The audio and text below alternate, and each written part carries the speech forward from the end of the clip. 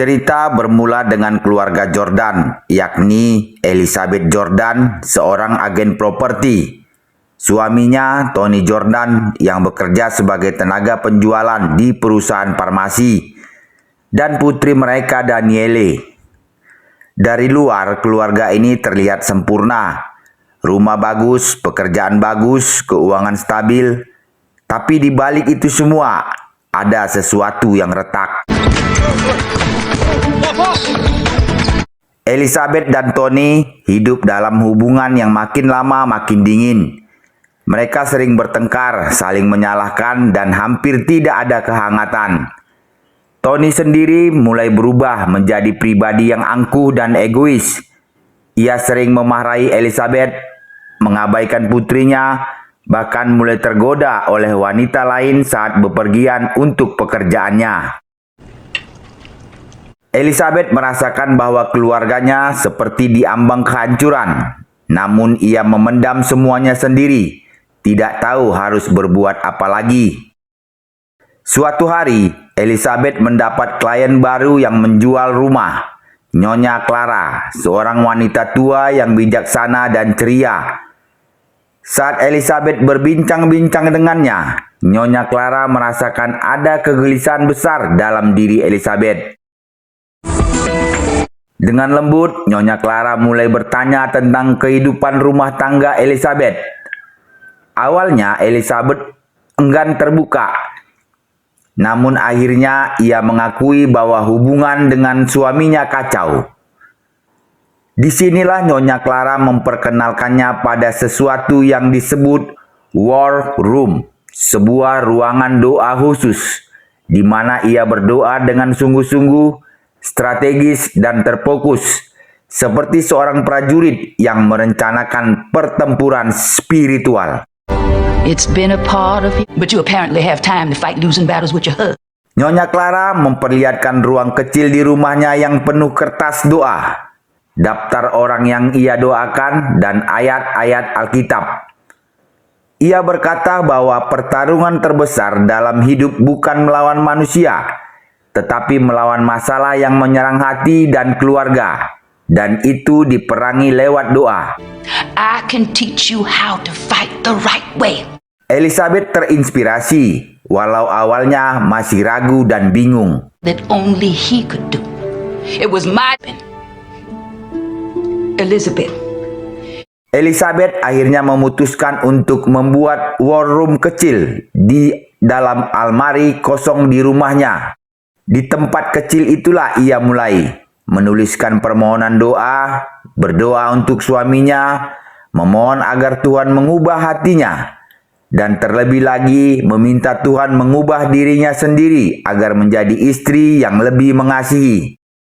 Di luar dugaan, proses itu mengubah Elizabeth dari dalam. Ia menjadi lebih sabar, lebih tenang, dan tidak bereaksi keras lagi saat Tony memancing pertengkaran. Tony di tempat kerja mulai menghadapi tekanan. Ia menggelapkan sedikit dana perusahaan dengan memanipulasi laporan perjalanan bisnis. Selain itu, ia semakin dekat dengan seorang wanita meski belum terjadi perselingkuhan fisik. Thank you. We will.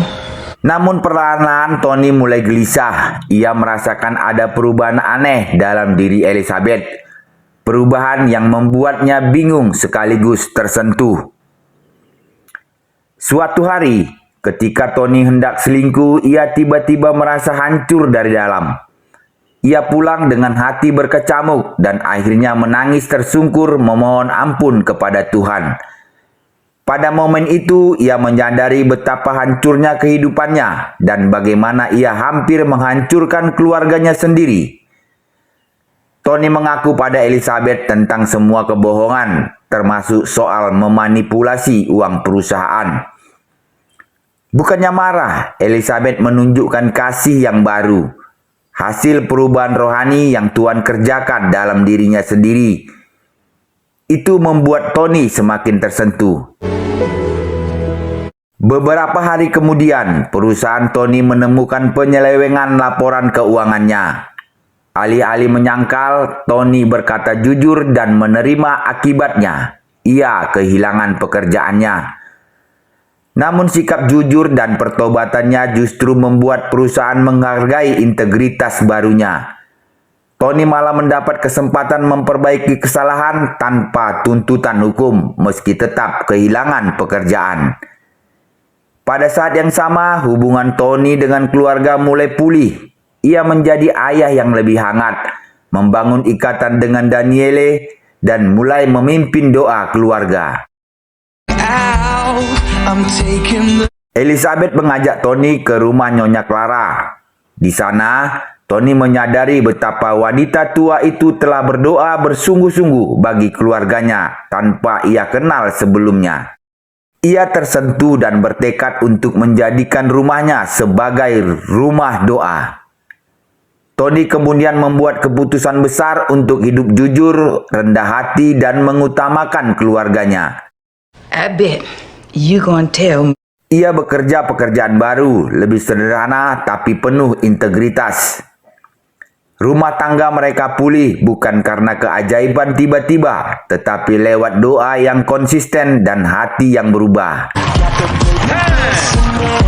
Kisah di film ini ditutup dengan Nyonya Clara berdoa dengan penuh semangat untuk generasi baru, agar lebih banyak keluarga yang bangkit sebagai pejuang doa, bukan hanya pejuang fisik atau emosi.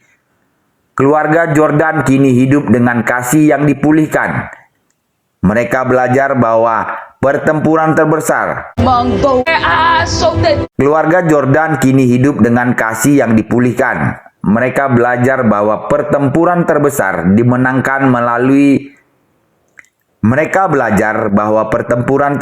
dimenangkan bukan melalui kekuatan manusia, tetapi melalui doa yang tulus kepada Tuhan. Jangan lupa like, komen, dan subscribe untuk konten-konten selanjutnya. Salam sehat, tetap kasih dan sayangi serta prioritaskan keluargamu.